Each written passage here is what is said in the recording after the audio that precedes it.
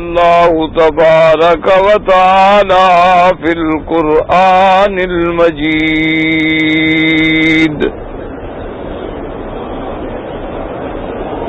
والفرقان الحمید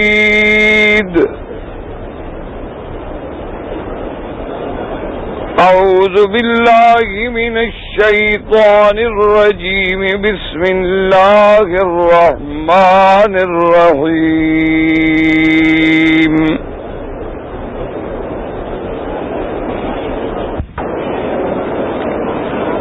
ان اول بیت وضع للناس للذی ببکۃ مبارکا وہدی للعالمین فیہ آیات بینات مقام ابراہیم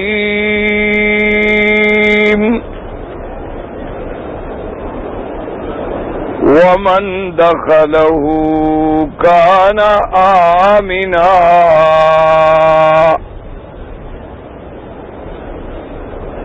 وقال في مقام آخر بسم الله الرحمن الرحيم وإذ جعلنا البيت مثابة للناس وأمنا قال النبي صلى الله عليه وسلم الحج المبرور ليس له جزاء إلا الجنة أو كما قال النبي صلى الله عليه وسلم صدق الله العلي العظيم وصدق رسوله النبي الكريم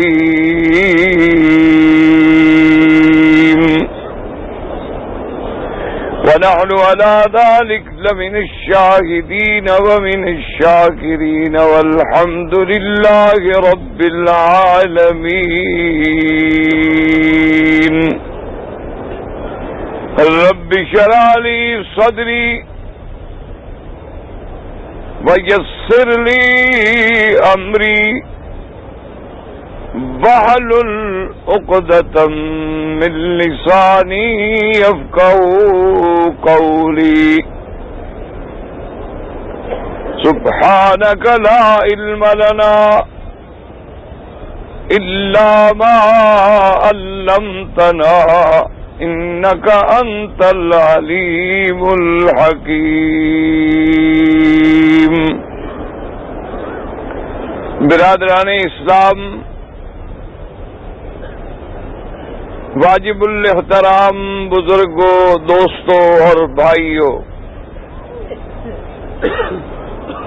اللہ تبارک و تعالی کے کلام مقدس میں سے دو آیات مبارکہ اور آقا انعامدار خاتم الانبیاء حبیب کبریا سیدنا محمد مصطفیٰ صلی اللہ علیہ وعلا آلہ واصحابہ وسلم تسلیما کثیرا کثیرا کے فرامین مبارکہ میں سے ایک حدیث تلاوت کی ہے۔ دعا فرمائیں کہ اللہ تبارک و تعالی اس عاجز کو صحت عافیت کاملہ دائمہ اور حق بات بیان کرنے کی توفیق عطا فرمائیں۔ اللہ تبارک و تعالی تمام آنے والوں کی حاضری، حج، عبادت، زیارت منظور و مقبول فرمائیں، اور اللہ تبارک و تعالی تمام ظاہری، باطنی، روحانی، جسمانی بیماریاں، پریشانیاں اپنی رحمت کے ساتھ دور فرمائیں۔ انہیں اپنے چند دن کے معروضات میں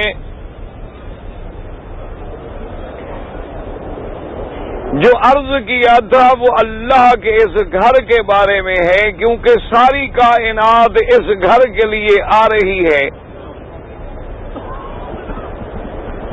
تو جب تک اللہ کے اس گھر کی عظمت اپنے دلوں میں نہ بیٹھے تو پھر عبادت میں وہ ذوق نہیں پیدا ہوتا جو ہونا چاہیے.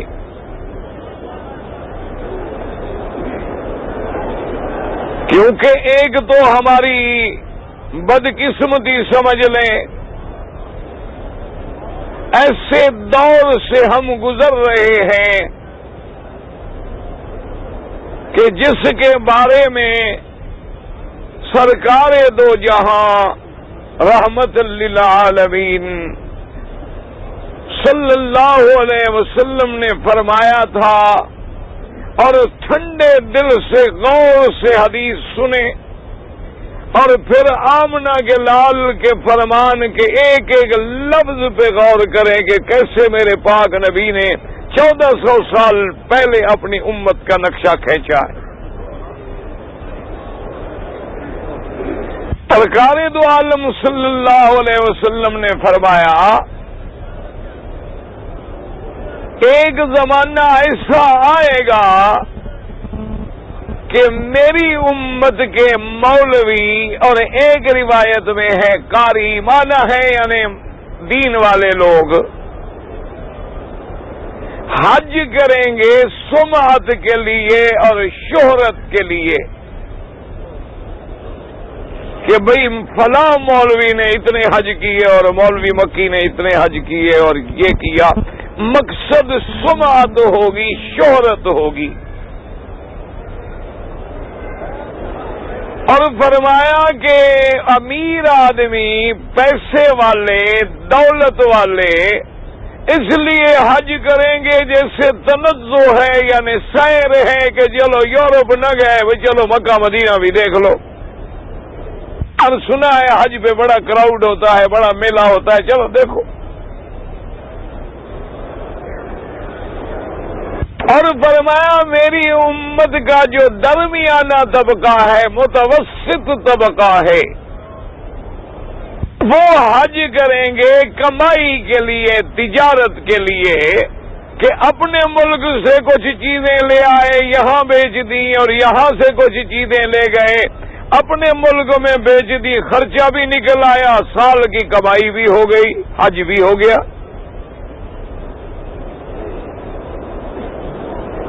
اور فرمایا کہ میری امت کے غریب مسکین لوگ جو ہوں گے وہ حج کریں گے بھیک مانگنے کے لیے کہ چلو جی حج پہ آ گئے، رمضان المبارک سے جو مانگنا شروع کیا اور 10 محرم تک مانگتے رہے، ٹکٹ کے پیسے بھی بن گئے، آنے جانے کا خرچہ بھی ہو گیا، اگلے 10 مہینے کی کمائی بھی ساتھ لے گئے. فرمایا حج والے خال خال ہوں گے جو صحیح معنوں میں حج کے لیے آئیں گے. بس دعا یہ کر دے کہ اللہ ان صحیح حج والوں کی وجہ سے ہم پر بھی رحم کر دے. بہرحال یہ اللہ کا حرم خالی تو نہیں ہو سکتا، لاکھوں کے اجتماع میں کتنے اللہ والے بھی ہوں گے، اولیاء اللہ بھی ہوں گے، صحیح علماء بھی ہوں گے، صحیح مرشد مشائخ بھی ہوں گے، صحیح پہنچنے والے اللہ کی عبادت کرنے والے بندے بھی ہوں گے، اور صحیح معنوں میں اللہ کے حج والے بھی ہوں گے. بس دل سے دعا کر دے کہ اللہ ان کی وجہ سے جب ان پہ رحمت فرمائے تو ہمیں بھی محروم نہ فرمائے. بحال تو ہمارا یہ ہے.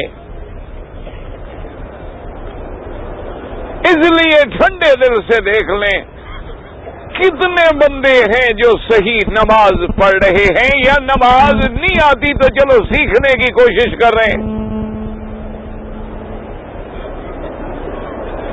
کتنے بندے ہیں جن کو صحیح احرام باندھنے کا طریقہ آتا ہے. اتنے بندے ہیں جن کو طواف کا فکر ہے، صفا مروہ کا فکر ہے، اپنے عمرے کا فکر ہے. ہر آدمی کو فکر ہے کھانے کا، پینے کا، موٹر کا، بس کا، ایئر کنڈیشن کا. کوئی فکر نہیں، طواف ٹھیک ہوا نہیں، وہی ہو گیا بس ہو گیا. یہ ہماری بدقسمتی ہے، اللہ تبارک و تعالی رحمت ہمارے حال پہ فرما دیں۔ تو اس لیے سب سے پہلے تو آپ سمجھیں کہ اللہ نے اپنے اس گھر کو اتنی عزت دی،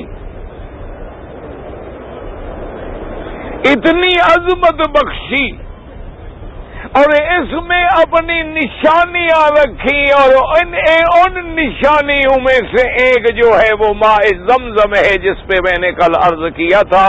اللہ سے دعا کر اللہ ہمیں زمزم کی برکتیں نصیب کر۔ کچھ نہیں کر سکتے ہو، دعا تو کر سکتے ہو۔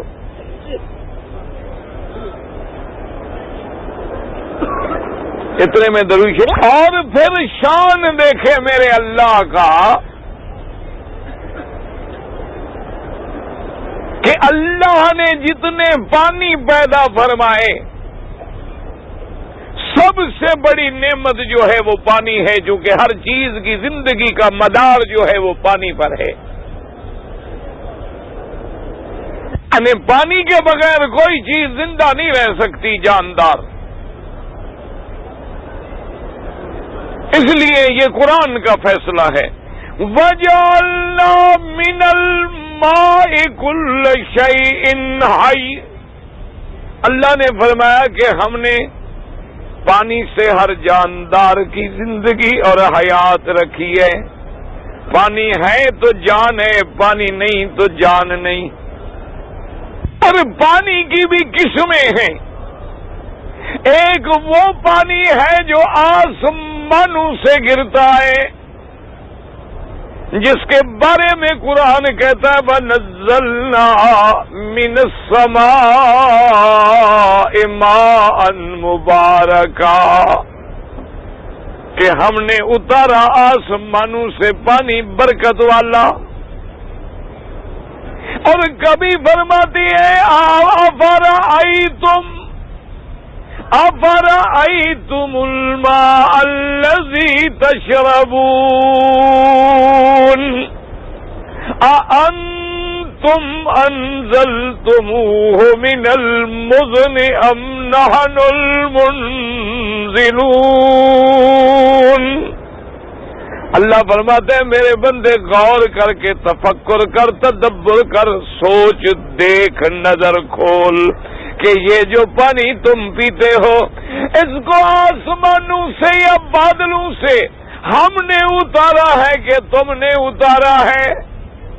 تو ایک تو وہ پانی ہے جو اللہ آسمانوں سے اتارتے ہیں، اور پھر اللہ نے بندوں کے لیے اس پانی کا کیسے انتظام کر دیا، پہاڑوں پہ برف جما دی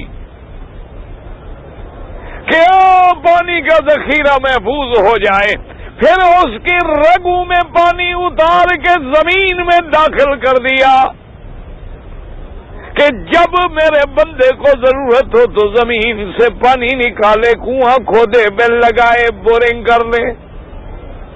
اور کچھ پانی کو ایسے ندیوں کی شکل میں، نہروں کی شکل میں زمین پہ پھیلا دیا۔ دنیا کی جیسے میں نے عرض کیا تھا کہ 4 نہریں ہیں جن کا تعلق اور اصل جو ہے وہ جنت سے ہے، جن میں ایک سیہون ہے، ایک جیہون ہے، ایک نیل ہے اور ایک فرات ہے۔ ان کا تعلق بھی جنت سے ہے۔ اب سمجھے ایک عام پانی ہے جو آسمانوں سے برسے، اچھا کبھی اس کو رحمت کا بنا دیتے ہیں، کبھی اسی کو عذاب کا پانی بنا دیتے ہیں۔ اس لیے حضور سرکار دو عالم صلی اللہ علیہ وسلم نے جب بھی دعا کی فرمایا اللہم اسقنا غیثا مغیثا نافعا غیر ضار سقیا رحمت لا سقیا عذاب، کہ اللہ میری امت پہ پانی برسا لیکن رحمت والا پانی، اللہ عذاب والا پانی نہ برسا جیسے نوح کی قوم پہ عذاب کا پانی برسا۔ اللہ قرآن میں خود کہتے ہیں فَفَتَحْنَا ابواب السماء بماء منهمر وفجرنا الارض عيونا التقى الماء على امر قد قدر. اللہ فرماتے ہیں جب نوح کی قوم پہ عذاب کا فیصلہ ہوا ہم نے آسمانوں سے بھی دروازے کھولے پانی کے اور زمین کو بھی حکم دیا کہ زمین بھی ابلے اپنا پانی. دونوں پانی جب جمع ہو گئے تو ہم نے قوم کی نوح کو غرق کر دیا. اس لیے یہ بھی پانی ہے. اور اسی طرح سمجھیں کہ یہ دنیا کے پانی ہیں اور ایک جنت میں پانی ہے. دعا کر اللہ تیری دعا سے حاجی ہو خدا کے مہمان ہو تمہاری دعائیں خالی نہیں جاتی.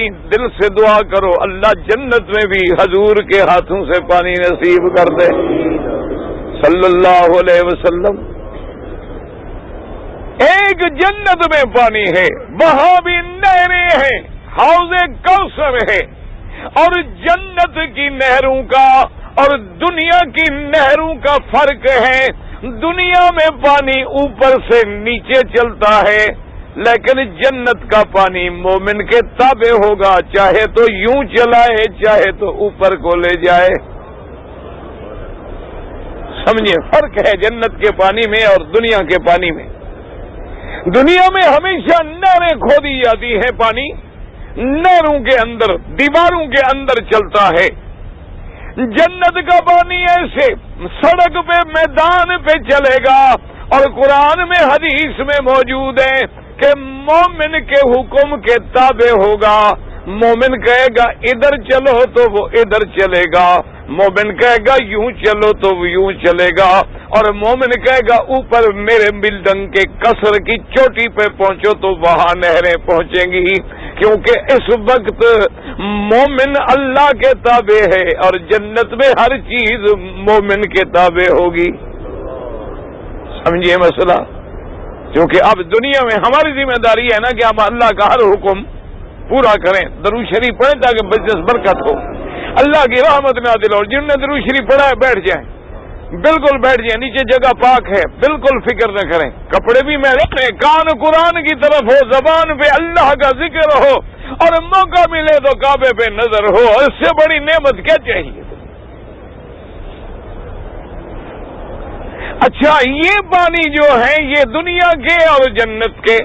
اب سمجھے مسئلہ. اور کچھ پانی ایسے ہیں جن کو اللہ نے کچھ خاص فضیلت دے دی. مثلا بیر بزا ہے بیر غرس ہے مدینہ منورہ کے کنویں کے نام ہیں. ان کنویں میں میرے آقا نے اپنا لعاب ڈالا. بیر جیرانہ ہے یہ بڑے عمرے پر حضور نے اپنا لعاب مبارک ڈالا. اچھا اس پانی کو بھی رنگ لگ گیا کہ اس میں مدنی پاک کا لعاب مل گیا.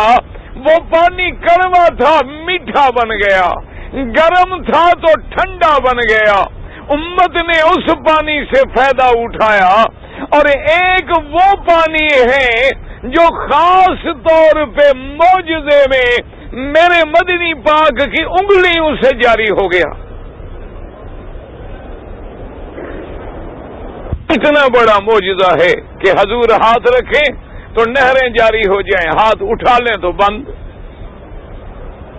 ایک صحابی کہتے ہیں میں نے تو بار بار پیا پانی پی لوں اور پھر میں کیوں میں چاہتا تھا کہ جو پانی اللہ کی قدرت سے مدنی سرکار کی انگلیوں سے نکل رہا ہے ایسا پانی پھر دنیا میں کبھی نہیں ملے گا.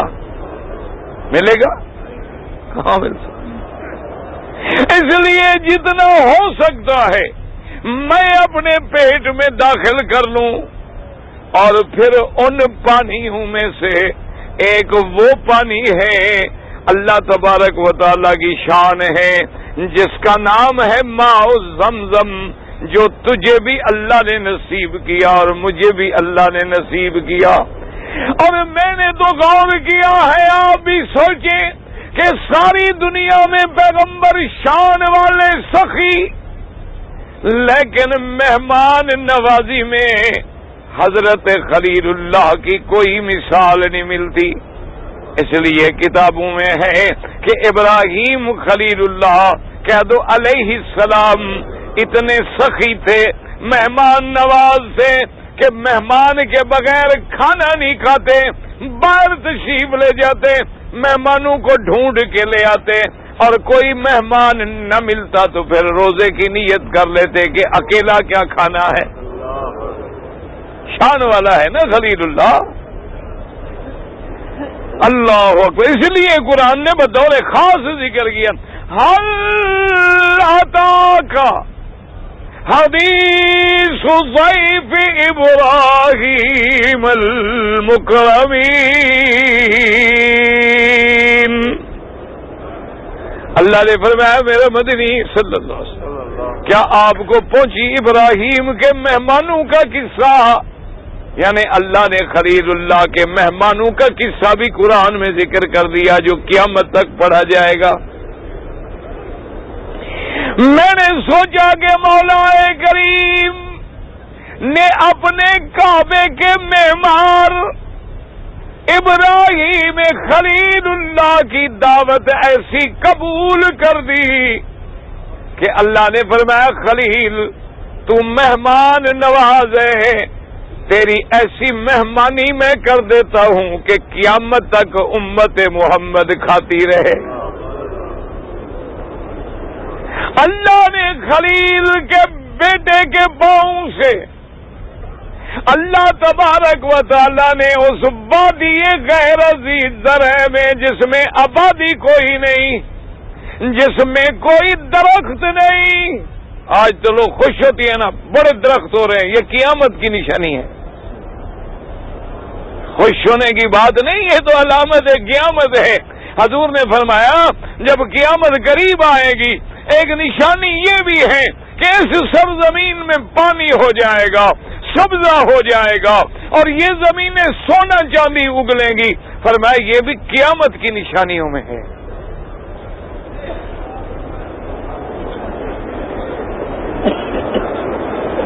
اللہ تبارک و تعالی دیکھیں نا جی ایک ایسی وادی کہ جس میں کچھ نہیں،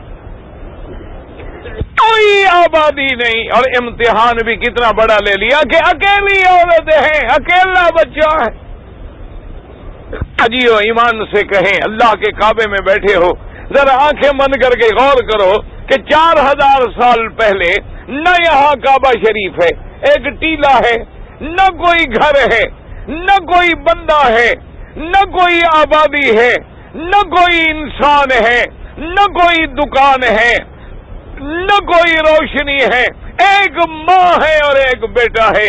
آج ہمارے قدموں میں فرش بچھے ہیں، ایئر کنڈیشن چلے ہیں، لائٹیں لگی ہیں، کھانے کی نعمتیں پڑی ہیں، پھر بھی حاجی کہتے ہیں بڑی تکلیف ہے جی، بہت پریشان۔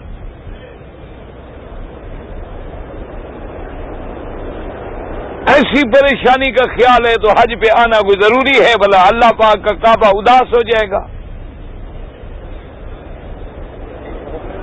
نہ کیا خیال ہے آپ مولوی مکی اگر نہیں ہوگا کعبہ شریف میں تو کیا ہو جائے گا؟ یا ہم 2 حاجی یا 4 حاجی، اور خدا کے بندے حج کا تو معنی یہ تھا کہ تمہیں تکلیفوں کا احساس ہو، تمہیں پتہ لگے کہ اسماعیل کی اماں کیسے تڑپی۔ ہمارا تو جناب حاجی اللہ پاک دعا کرو بس حاجی بنائے، ورنہ کیا وہ جو گلے میں چھوٹا سا تھیلا انہیں کہتے ہیں وہ بھی کوئی اور اٹھا لے جی، بڑی تکلیف۔ اترو تو کھانے مل جائیں، جہازوں سے اترو تو کھانے مل جائیں، بازاریں کھلی ہیں، دکانیں کھلے ہیں۔ اچھا وہ ملک جہاں پر کوئی آبادی نہیں، کوئی ڈیری فارم، کوئی زراعت نہیں تھی، اللہ نے کیسے انتظام کر دیا؟ لسی ختم نہیں ہوتی، دہی بھی ختم نہیں ہوتی۔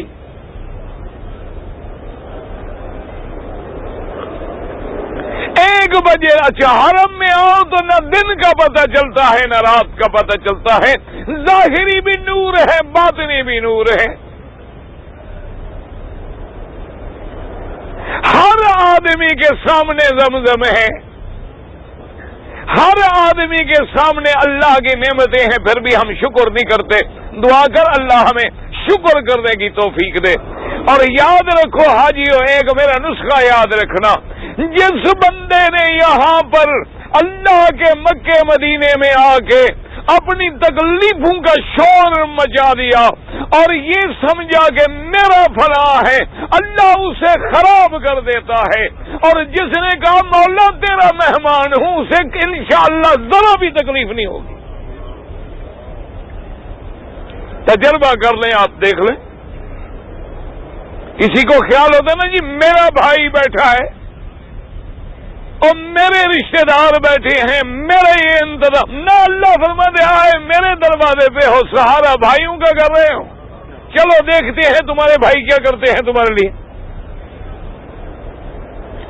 بس پھر رگڑا سمجھو لگ جائے گا۔ اور جس نے کہا اللہ میاں میں تو تیرے دروازے پہ تیرا مہمان ہوں، زبان بھی نہیں جانتا، بولی بھی نہیں جانتا، اللہ میاں میری ان کے ساتھ کوئی واقفیت بھی نہیں، بس تیرا مہمان ہوں، لبیک پڑھا تھا، تو نے بلا لیا ہے، اب اگلی منزلیں بھی تو آسان کر دے، انشاءاللہ اسے ذرے کے برابر بھی تکلیف نہیں ہوگی۔ کیوں؟ اس نے اپنے آپ کو اللہ کے سپرد کر دیا، بات ختم ہو گئی۔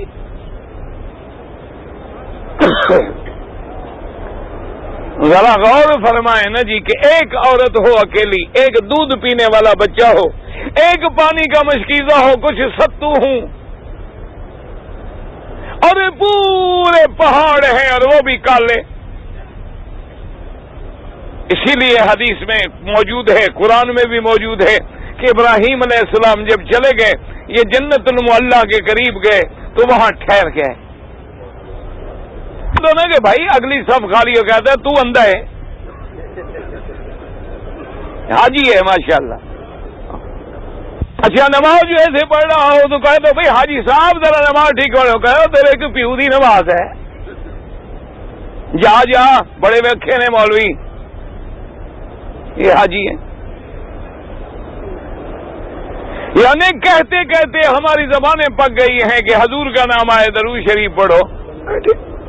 زمین جنبد نہ جنبد گل محمد، زمین ہلے تو ہلے، حاجی نہیں ہلتا۔ اور پھر جب اپنے ملکوں میں جاتے ہیں تو پھر فتوے بھی خود دیتے ہیں کہ جی مکے مدینے میں بس وہابیوں کا قبضہ ہے، نہ فاتحہ ہے، نہ درود ہے، نہ جناب وہاں کوئی مزار ہے، نہ کوئی چومنے دیتے ہیں، نہ جناب حضور کی جالیوں کے قریب جانے دیتے ہیں، مارتے ہیں جی، بڑے سخت لوگ۔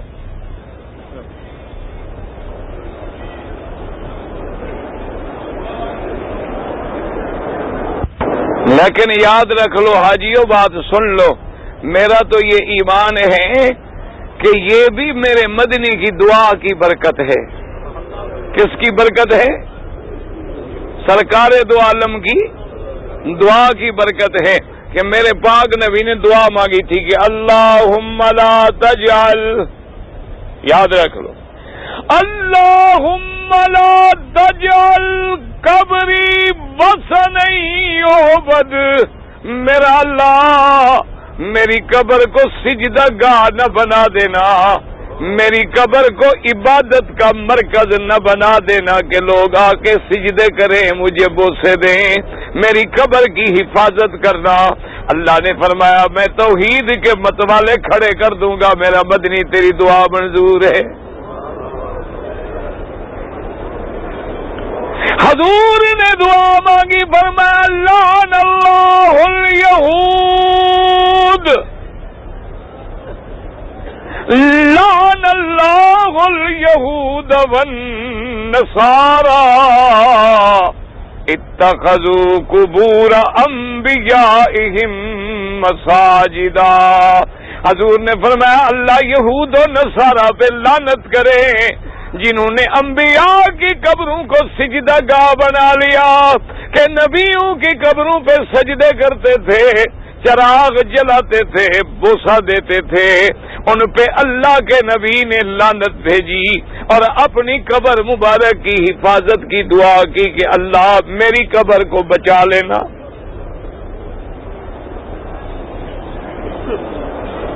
اس لیے یاد رکھیں، سمجھیں، ذرا غور کرو حاجیوں جس مقصد کے لیے کہ خلیل اللہ ہے. کیا کہتے ہیں؟ ربنا انی اسکنت من ذریتی بواد غیر ذی زرع عند بیتک المحرم. ابراہیم دعا مانگ رہے ہیں، کہتے ہیں ربنا. کہہ دو، تم بھی کہہ دو. حاجیوں جھگڑوں میں نہ پڑو، لڑائیوں میں نہ پڑو، کوئی دیوبندی بریلوی کے چکروں میں نہ پڑو. ایمان سے کہو ابراہیم نے کس سے دعا مانگی؟ کعبے میں کھل کے بات کرو، کس سے مانگی؟ یہ نہیں کہا کہ ابا آدم میری اولاد تیرے حوالے، نہیں کہا. ابا نوح علیہ السلام، ادریس علیہ السلام، میں اولاد کو چھوڑ کے جا رہا ہوں، ان کی ذرا خیال رکھنا.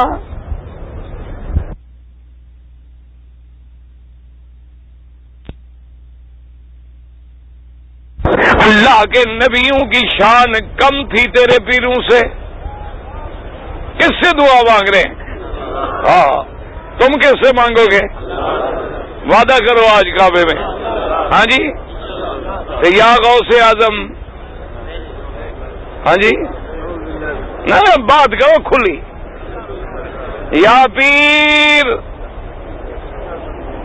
یا علی مشکل کشا. ہاں جی، شہباز کلندر علی دا پہلا نمبر. نہ خدا کا خوف کرو حاجیو، حج پہ آئے ہو. کیا دعا مانگتے ہو رکن یمانی سے؟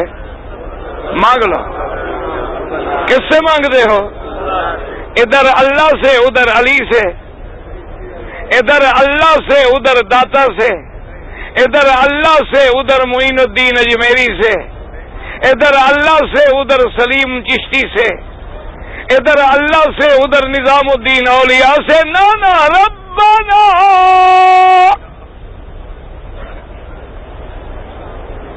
اچھا، آدم نے کس سے مانگا؟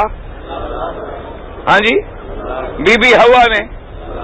تو حلالی اولاد تو اسی طرح کرتی ہے نا جیسے ماں باپ کرے. انہوں نے کس سے مانگا تھا؟ نا سیدھی بات، کعبے میں کھل کے بات کرو. آج آدم و حوا نے کس سے مانگا؟ اچھا چلو، شیطان نے کس سے مانگا؟ ہاں جی، نہ شیطان کو جب اللہ نے کہا لعنتی نکل جاؤ، بدبخت نکلو آسمان سے، اس نے کہا اللہ میاں رب انظرنی، مجھے مہلت دے دو. کس سے مانگا؟ اس کو بھی پتہ تھا کہ اللہ کے سوا. ہاں جی، یعنی یہ عقیدہ تو شیطان کا بھی تھا کہ اللہ کے سوا کوئی. اچھا، اس نے تو نہیں کہا اللہ میاں آدم کو تو اندر بٹھا رہے ہو، اسی کے صدقے میں مہربانی کر دے. ہاں جی، کس سے مانگی؟ بات سیدھی کرو، مسئلہ مانو نہ مانو، سارا قرآن کھول لو. ربنا ظلمنا انفسنا، کہیں قرآن کہتا ہے ربنا لا تزغ قلوبنا، کہیں کہتا ہے ربنا لا تؤاخذنا ان نسینا او اخطانا، اور کہیں قرآن کہتا ہے ربنا اننا سمعنا منادیا ینادی. ساری دعائیں کھول لو. اور میرے مدنی نے سجدے میں کیا مانگا؟ اللہم یا مقلب القلوب ثبت قلبی علی دینک. اللہم انی اسألک العفو والعافیہ. اور میرے پاک نبی نے نماز کے بعد کیا مانگا؟ اللہم انت السلام ومنک السلام تبارک ربنا وتعالیت یا ذا الجلال والاکرام. اور صفا پہ مدنی چڑھے تو کیا فرمایا؟ لا الہ الا اللہ وحدہ اللہ نصر عبدہ اعز جندہ حزم الاحزاب وحدہ لا شیء قبلہ ولا شیء بعدہ. سارے قرآن پہ نظر ڈالو، سارے مدنی سرکار کی دعاؤں پہ نظر ڈالو. خدا کے لیے مسلمانوں عقیدہ ٹھیک کر لو. 1 کروڑ حج پڑھو لیکن کسی غیر سے مانگا تو سارے حج برباد. دیکھو خلیل اللہ کھڑے ہیں، کس سے مانگ رہے ہیں؟ تم بھی مانگ لو مولا اللہ. اور کیا دعا کی؟ ربنا، رب ہمارے. کیا ماننا؟ مولا رب ماننا.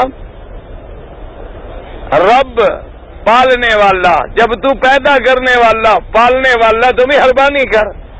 ربنا انی اسکنت من ذریتی بواد غیر ذی زرع عند بیتک المحرم. کہ میرا رب میں اپنی بیوی بچوں کو ٹھہرا کے، سمجھو یہ نہیں کہا چھوڑ کے، یہ نہیں کہا پھینک کے، یہ نہیں کہا کیوں تعلق تو نہیں توڑا، اللہ کا حکم پورا کر رہے ہیں. میرا اللہ میں اپنے بچوں کو، اپنی بیوی کو، اپنی پیاری اولاد کو چھوڑ کے، اور کہاں چھوڑ کے جا رہا ہوں؟ بواد، ایسی وادی میں. وادی کہتے ہیں ادھر ادھر اونچائی ہو، درمیان میں نیچی جگہ ہو. یہ کعبہ شریف جو ہے نا ایسے جیسے پیالہ مبارک ہو، سارا ہر طرف اونچا ہے، اور کعبے والی جگہ بالکل ایسے ہے. سب سے نیچی جگہ جو ہے نا کعبہ شریف والی جگہ ہے. اللہ مسئلہ نہیں سمجھا تو نے. زمین نیچی ہوئی تو اللہ نے اونچا کر دیا نہ. اللہ نے کعبے کی شان اونچی کر دی کہ نہیں؟ بندہ بھی تواضع کرے تو اللہ اونچا کر دیتا ہے، اور جو بندہ اکڑ کرے اللہ توڑ دیتا ہے. اللہ کو تکبر پسند نہیں، تکبر اسی کی صفت ہے، اسی کی شان ہے کبریا، اسی کی عظمت ہے، اسی کی شان ہے. اور بندے کو کیسے کبر لائق ہو؟ اللہ اکبر. اب دیکھیں جی بِأَسْكَنْتُ مِنْ ذُرِّيَّتِي. قرآن کو سمجھیں. یہ نہیں کہا ذریتی بچے چھوڑ کے جا رہے، کہا من ذریتی بعض بچے. سارے بچے تو نہیں چھوڑ کے جا رہے نا، ایک بیوی اور بچہ چھوڑے. من تمیز کے لیے ہوتا ہے، بادیا کے لیے ہوتا ہے. اور کہا بواد غیر ذی زرع، ایسی وادی میں جس میں کچھ بھی نہیں. غیر ذی زرع، یاد رکھو جب زراعت نہیں تو اشارہ کیا ہے کہ پانی نہیں. پانی ہو تو زراعت ہو. زراعت تو تب ہوگی نا جب پانی ہوگا. پانی نہ ہو تو کیا کاشت ہو، کیا آبادی ہو. غیر ذی زرع، لیکن کہاں چھوڑ کے جا رہا ہوں؟ عند بیتک المحرم، تیرے حرمت والے گھر کے قریب. حالانکہ کعبہ تو نہیں تھا، لیکن خلیل کو پتا تھا کہ اسی جگہ کعبہ تھا. چاہے ٹیلا ہے، نشان ہے، لیکن یہی اللہ کا گھر تھا. اس لیے کہتے ہیں حرمت والا گھر، عزت والا گھر، رحمت والا گھر. اس لیے قرآن نے اس کا نام کیا فرمایا؟ حرمن. یہ کیا ہے؟ حرم ہے. حرمن آمنا، امن والا. دعا کر اللہ پورے عالم اسلام میں امن کر دے. دل سے دعا مانگا کرو. کم از کم اپنے ملک کے لیے کچھ نہیں کر سکتے، دعا تو کر سکتے ہو کہ اللہ امن قائم کر دے. اللہ رحمتیں ہوئے فیصلے فرما دے، اللہ تبارک و تعالی اپنے عذاب رفع کر لے، اور عالم اسلام میں مسلمان چاہے عالم اسلام میں ہے چاہے کسی کافر ملک میں ہے، دعا کرو اللہ سب کی جان مال آبرو عزت کی حفاظت کرے۔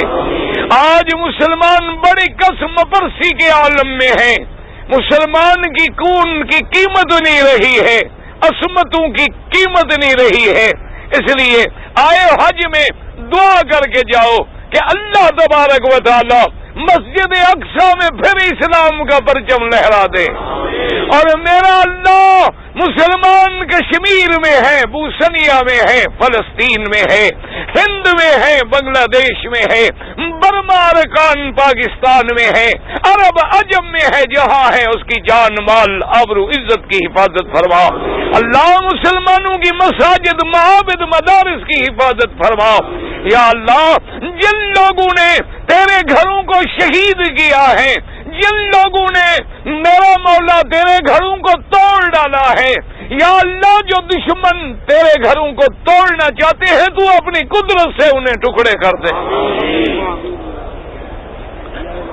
اللہ کے آگے مشکل ہے، اور رب راضی کر لو، منا لو، مسئلے حل ہو جائیں گے۔ اور اللہ کے راضی کرنے میں کوئی پیسے نہیں لگتے، بس دل سے دروازے پہ گر جاؤ، اللہ کے دروازے پہ گر جاؤ۔ یاد رکھو گناہ انفرادی ہو تو توبہ بھی انفرادی ہوتی ہے، اب جب گناہ اجتماعی ہوں تو پھر اجتماعی طور پہ اللہ سے معافی مانگنی ہوتی ہے، اور جب آدمی روتا ہے گڑ گڑاتا ہے وہ ارحم الراحمین ہے۔ ایک دفعہ روایات میں آتا ہے کہ ایک پیغمبر نکلے نماز استسقاء کے لیے، بارشیں نہیں ہو رہی تھیں،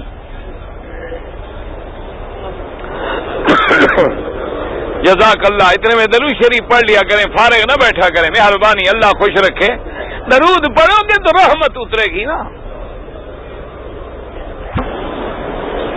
آپ نماز کے لیے جا رہے تھے، لوگ بھی نکلے کہ بھئی بارش نہیں ہوئی، نماز پڑھیں استسقاء کی، دور گئے، فرمایا لوگوں کو کہ واپس چلو،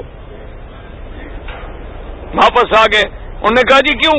نماز پڑھنی تھی، دعا مانگی، فرمایا اب ضرورت نہیں ہے، میں نے دیکھا ہے ایک چیونٹی ہے وہ اپنی الٹی پڑی ہوئی ہے، اللہ کے آگے رو رہی ہے، کہتی اللہم لا تعذبنا بذنوب عبادک، اللہ تو نے بارشیں بند کر دی ہیں، گناہ تو تیرے بندے کرتے، ہمیں تو برباد نہ کر۔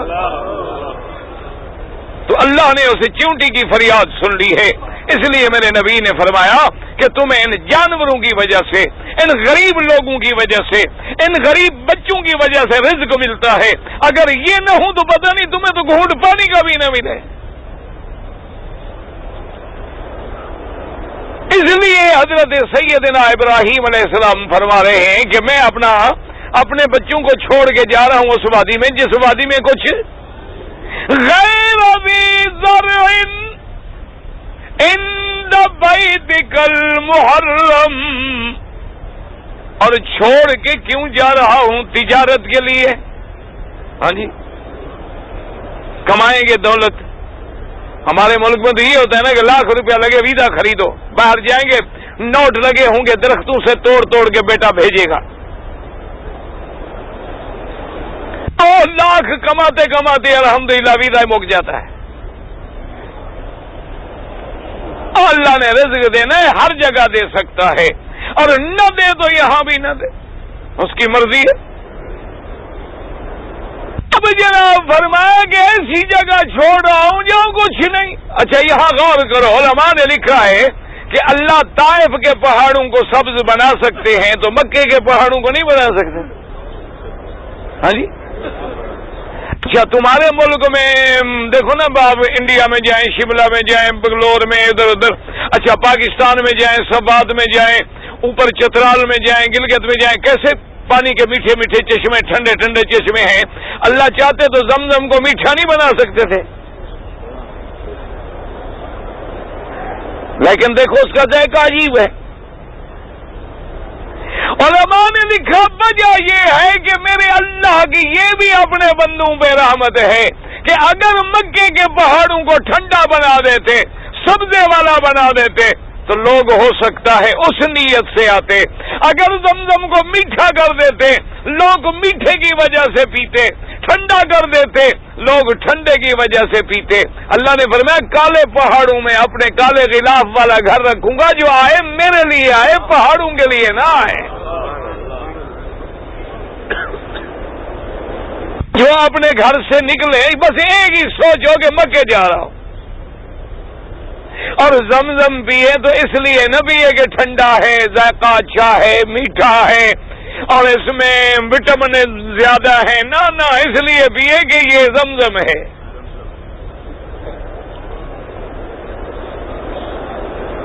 اس لیے اللہ تبارک و تعالیٰ کی شان دیکھیں کہ ابراہیم نے کیا کہا, کیوں ربنا لیقیموا الصلاۃ.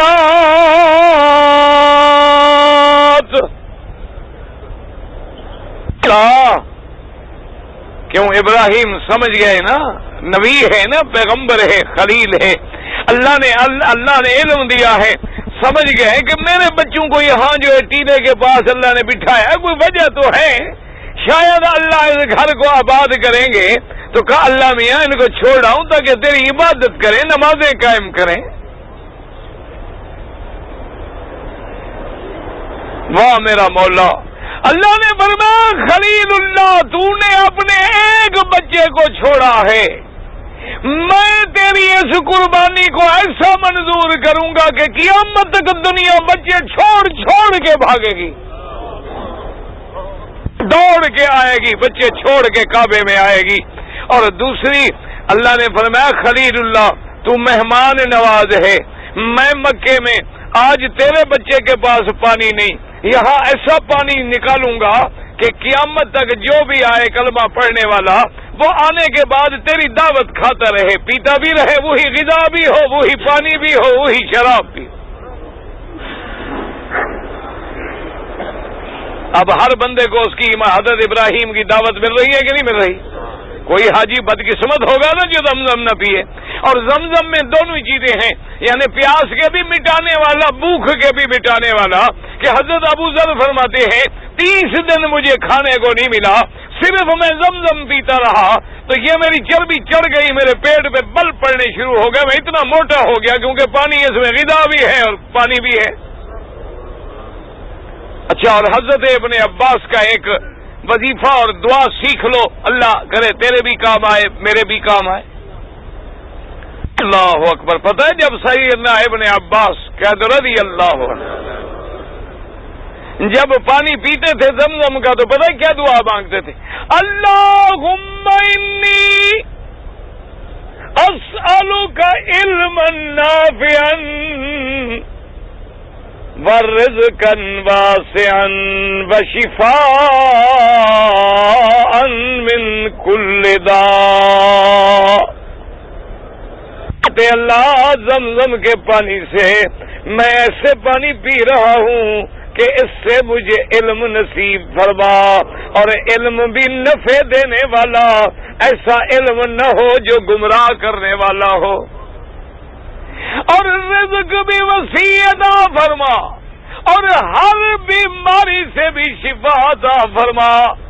شیخ الاسلام ابن القیم رحمت اللہ علیہ نے اپنی کتابوں میں لکھا ہے کہ مجھے بڑی ایسی بیماری تھی, تکلیف تھی, میں نے سوچا کہ اب کیا کروں. فرماتے میں آ کے زمزم لے لیتا اور اللہ کے قرآن کی یہ آیت پڑھتا رہتا کہ ایاک نعبد و ایاک نستعین, ایاک نعبد و ایاک نستعین. فرماتے یہ آیت میں پڑھتا اسی پانی پہ خود دم کر دیتا, اور اس کے بعد میں زمزم اس نیت سے پی دیتا.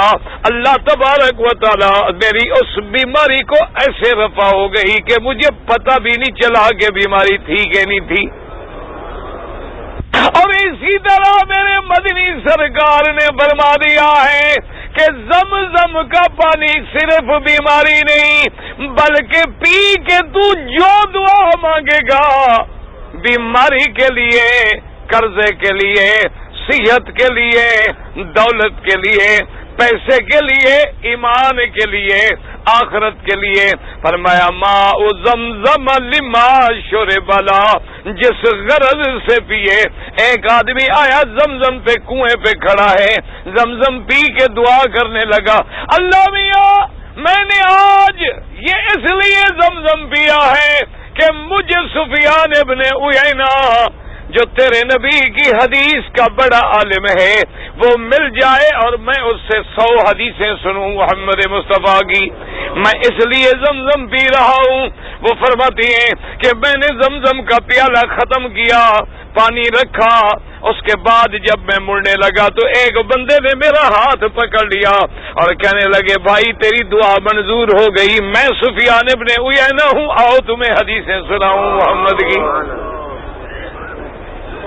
اس لیے یہ نہیں کہ صرف زمزم بیماری کے لیے ہے، نا عبداللہ ابن المبارک امیر المومنین فی الحدیث، امام ابو حنیفہ رحمت اللہ علیہ، علامہ ذہبی رحمت اللہ علیہ، بڑے بڑے محدث لوگ گزرے ہیں۔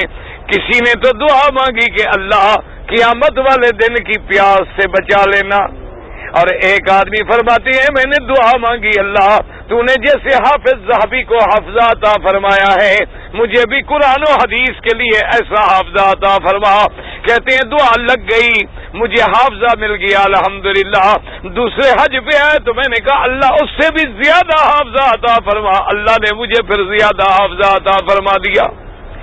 حضرت تفسیر قرطبی لکھنے والے امام قرطبی فرماتی ہے کہ صبح کی نماز کا وقت ہے، نماز تیار ہے اور مجھے شدید پیشاب کی حاجت ہو گئی، لیکن میں ڈر گیا، میں نے کہا اب اگر جاتا ہوں وضو کرنے تو جماعت نہیں ملے گی، اور اگر اسی حالت میں نماز پڑھوں تو نبی کی حدیث ہے کہ ایسی حالت میں نماز نہ پڑھو۔ کہتی ہے کہ فوراً مجھے خیال آیا، میں نے آگے زمزم کا پیالہ لیا، میں نے کہا اللہ میاں اس لیے پی رہا ہوں کہ مجھے پیشاب کی پریشانی ختم ہو جائے۔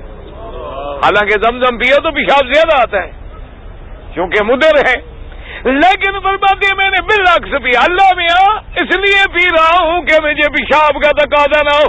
فرماتی ہے پینے کے بعد خیال بھی ختم ہو گیا، میں نے نماز پڑھی، اشراق پڑھنے کے بعد اللہ کے حرم سے نکلا، مجھے خیال بھی باقی نہیں رہا۔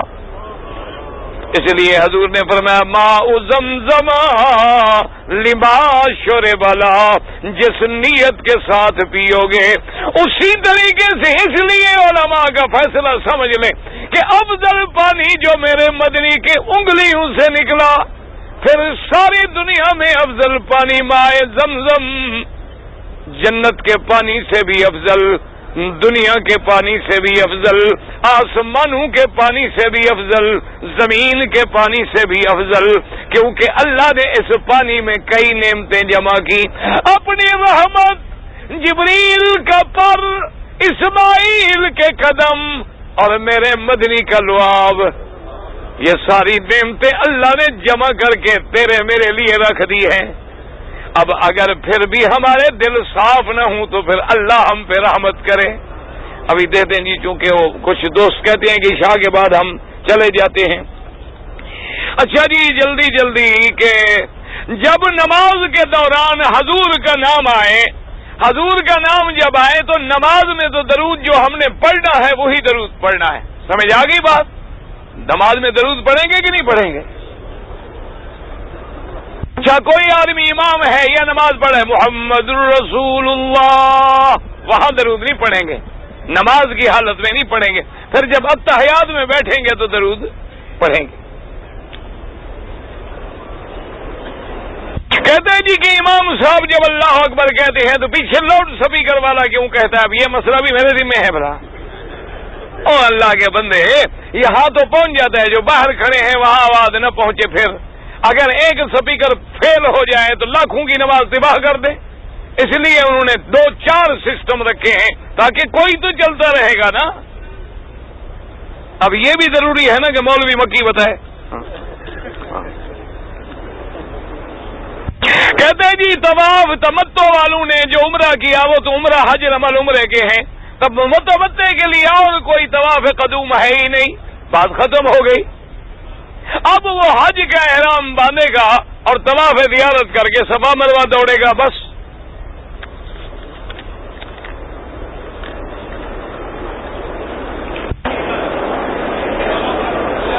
اگر عورت نے 8 تاریخ کو احرام باندھا، اس سے معمولی سا کوئی خون کا نشان لگا، تو یہ عورت خود سمجھے اس کے حیض کے دن تھے یا نہیں تھے۔ اگر نہیں تھے تو گرمی کی وجہ سے بھی کچھ ہو سکتا ہے، پھر خون بالکل نہیں آیا، پاک ہو کے غسل کر کے نماز پڑھی، عمرہ کیا، ٹھیک ہو گیا، کوئی بات نہیں۔ ہاں اگر وہ حیض کے دن تھے تو پھر آپ کو نہیں عمرہ کرنا چاہیے تھا۔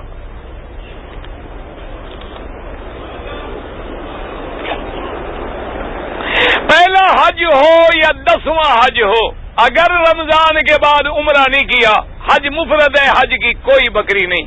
یہ نہیں ہوتا کہ پہلا حج ہو تو ضرور دو اور دوسرا ہو تو نہ دو، ویسے ہر میں دے دو، 10 دے دو۔ میرے مدنی پاک نے تو 100 اونٹ ذبح کیا ہے۔ چاشت کا وقت جو ہے جب 9-10 بجے شروع ہوتا ہے، عین سورج سر پہ آ جائے پھر ختم، پھر نہیں پڑھنا چاہیے۔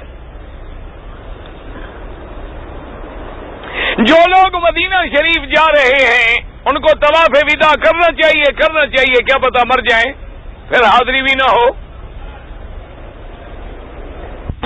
بیت اللہ شریف میں امام شافعی، امام احمد ابن حنبل رحمۃ اللہ علیہ کے نزدیک ہر وقت جب چاہے نفل پڑھ لے، طواف کر لے، نماز پڑھ لے۔ امام ابو حنیفہ رحمۃ اللہ علیہ کا یہاں بھی وہی قول ہے کہ عصر سے لے کر مغرب تک نہ پڑھے اور فجر سے لے کر سورج نکلنے تک نہ پڑھے۔ اس لیے لڑا نہ کریں، جو پڑھتے ہیں الحمدللہ، جو اپنے مسلک پہ انتظار کرتے ہیں الحمدللہ، کوئی جھگڑے والی بات نہیں۔ قربانی کرنا چاہتے ہیں، اپنے ہاتھ سے قربانی کرنا افضل ہے، اس سے سب ائمہ کے نزدیک افضل ہے۔ میرے مدنی پاک نے بھی اپنے ہاتھ سے قربانی فرمائی ہے۔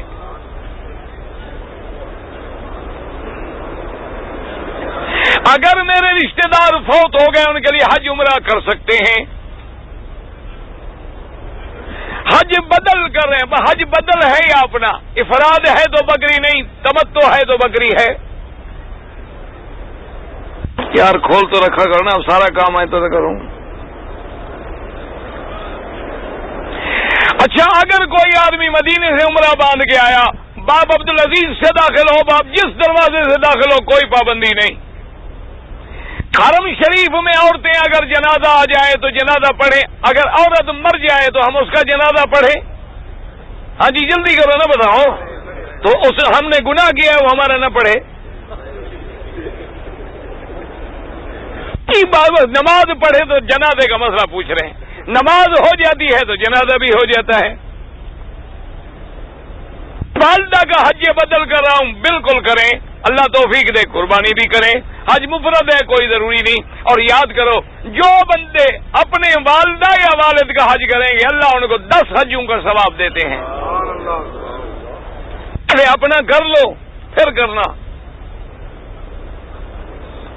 اگر مدینہ منورہ سے واپس آنے کے بعد ہم نے 25 دن ٹھہرنا ہے، پھر مسافر نہیں رہے، آپ پوری نماز پڑھیں گے۔ اگر کسی آدمی نے یوں ناخن سے کھجلایا، خون نکل آیا، کچھ نہیں ہوتا۔ طواف وداع میں الٹے پاؤں چلتے ہیں، وہ بدعت ہے۔ طواف کے لیے نیت کرنا جو ہے، دل میں نیت ہے بسم اللہ اللہ اکبر، بس یہی نیت ہے۔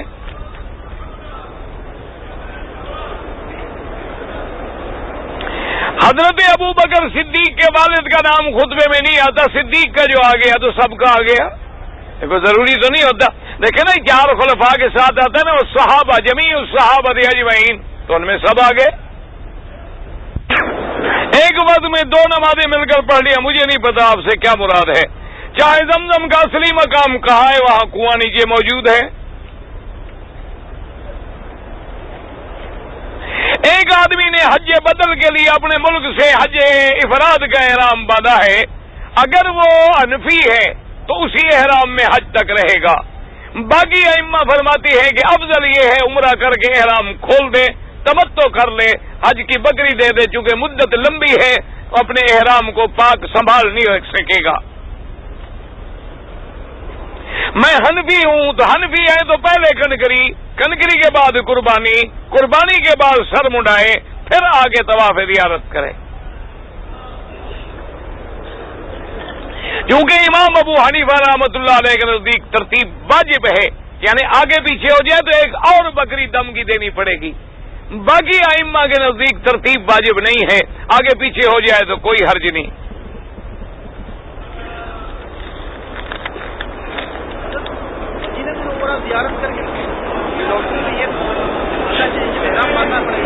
لوگ کہتے ہیں کہ مسلمان قوموں کے باپ حضرت ابراہیم علیہ السلام، سب کے باپ حضرت ابراہیم علیہ السلام، سب کے باپ آدم علیہ السلام ہیں۔ سمجھ آ گئی بات؟ مدینہ منورہ سے جو لوگ زیارت کرنے کے لیے جا رہے ہیں، واپسی پہ احرام باندھنا ضروری ہے، اس لیے کہ مدینہ منورہ میقات ہے ذوالحلیفہ، جیسے یلملم میقات ہے، ذوالحلیفہ میقات ہے، جوفہ میقات ہے، قرن المنازل میقات ہے، ذات عرق میقات ہے۔ والدین کا حج کرنا چاہتے ہو تمتع بھی کر سکتے ہو۔ اگر آدمی کو احتلام ہو جائے اور کپڑے نہ ہوں، اسی کو ٹھیک کر لے، دھو لے، کیا فرق پڑتا ہے بھائی؟